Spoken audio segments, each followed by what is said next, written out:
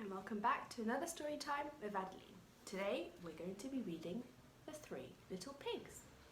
Now, as usual for story time, make sure that you're sitting nice and snugly, that you've got a lovely little friend to listen with you, and to make sure that your listening ears are on.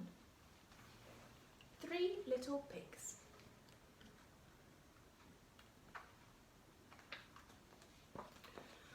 Once upon a time, there were three little pigs. They were brave, they were bold, but they weren't very big. One fine day, the little pigs set off to see the world. "Always look out for the big, bad wolf," said their mother. "He's bad, he's big, and he'd love to eat a tasty little pig."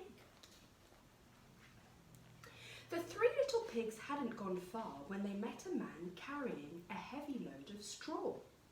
"I could build a very fine house with that straw," said the first little pig, and he did. The two little pigs set off, leaving their brother at his house of straw. Before long, a man came by with sticks on his back piled ever so high. "I could build a very fine house with those sticks," said the second little pig, and she did.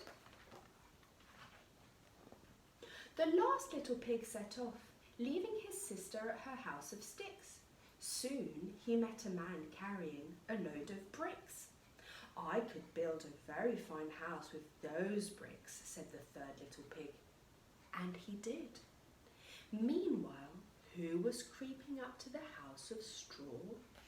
It was the big, bad wolf. Little pig, let me come in," he growled. "No, by the hairs on my chinny chin, I won't let you in," squeaked the first little pig. "Then I'll huff, and I'll puff, and I'll blow your house down," roared the wolf. And he did. That was the end of the first little pig. Next, the wolf crept up to the house of sticks. Little pig, let me come in," he growled. "No, by the hairs on my chinny chin, I won't let you in," squeaked the second little pig.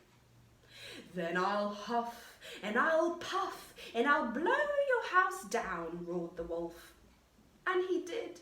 That was the end of the second little pig. Next, the wolf crept up to the house of bricks. Little pig, let me come in," he growled. "No, by the hairs on my chinny chin, I won't let you in," squeaked the third little pig. So the wolf huffed and puffed, and he huffed and he puffed, but he couldn't blow down the house of bricks. "Little pig," called the wolf, "be ready at 6 o'clock tomorrow morning, and we'll gather some tasty turnips." The little pig knew that the wolf planned to eat him, so he set off at 5 o'clock. He filled his basket with tasty turnips and hurried home for 6 o'clock. "Bother," growled the wolf. "Little pig," called the wolf, "be ready at 5 o'clock tomorrow morning, and we'll pick some juicy apples." So the little pig set off at 4 o'clock. He filled his basket with juicy apples and hurried home for 5 o'clock. "Oh, bother," rolled the wolf. "Little pig," called the wolf, "be ready at 4 o'clock this afternoon, and we'll go to the fair." As soon as the wolf went away, the little pig set off for the fair. He had so much fun. At 4 o'clock, the wolf arrived. Just then, the little pig rolled back from the fair inside a barrel, and he bowled right over the wolf. Quickly, the little pig ran indoors. Now the wolf was really angry. He climbed onto the roof. "Little pig, I'm coming to eat you right up," he shouted from the chimney. Indoors, the pig put a pot of water on to boil.